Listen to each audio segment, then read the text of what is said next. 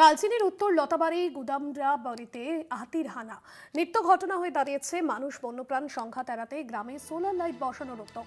বন দপ্তরের যৌথ বন সুরক্ষা কমিটির উদ্যোগ। এখনো পর্যন্ত দুটি গ্রামে 40টি সোলার লাইট বসানো হয়েছে। অজয় রয়েছেন ফোন লাইনে। অজয়, হাতির হানা এড়াতে এবার সোলার লাইট বসানোর সিদ্ধান্ত নেওয়া হয়েছে, বসানো হয়েছে, গ্রামবাসীরা কি বলছেন?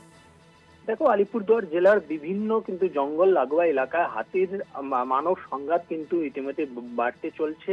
বিভিন্ন এলাকায় সংঘাতের ঘটনা ঘটছে, মানুষের প্রাণহানি হচ্ছে, বাসিন্দাদের ঘর বাড়ি ফসল ক্ষতিগ্রস্ত হচ্ছে। আর এই হাতি মানব সংঘাত এড়াতে কিন্তু বন দপ্তর কিন্তু প্রায় প্রতিনিয়ত একাধিক উদ্যোগ নিচ্ছে। আমরা দেখতে পেরেছিলাম কিছুদিন পূর্বেই এলিফ্যান্ট করিডোর গুলি এলাকাতে বন দপ্তর সিসিটিভি ক্যামেরা বসিয়েছিল। এবার দেখা গেল যে গ্রাম অঞ্চল রয়েছে সেখানে কিন্তু বন দপ্তরের যৌথ বন সুরক্ষা কমিটির উদ্যোগে এবার সোলার হাইমাস লাইট যে হচ্ছে সেই লাইট বসানোর উদ্যোগ নেওয়া হয়েছে।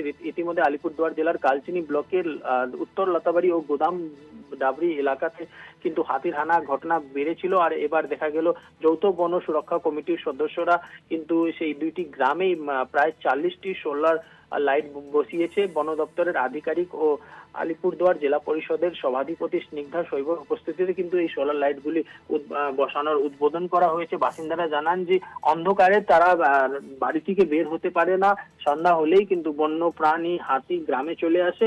এবার এই সোলার লাইট বসানোতে তারা আতঙ্ক থেকে মুক্তি পাবে বলে তাদের আশঙ্কা রয়েছে। যদিও বিভিন্ন এলাকায় হাতি মানব সংঘাতের ঘটনা ঘটছে আর বন দপ্তর একাধিক উদ্যোগ নিচ্ছে প্রায় প্রতিনিয়ত। একদমই ধন্যবাদ জানাবো অজয়।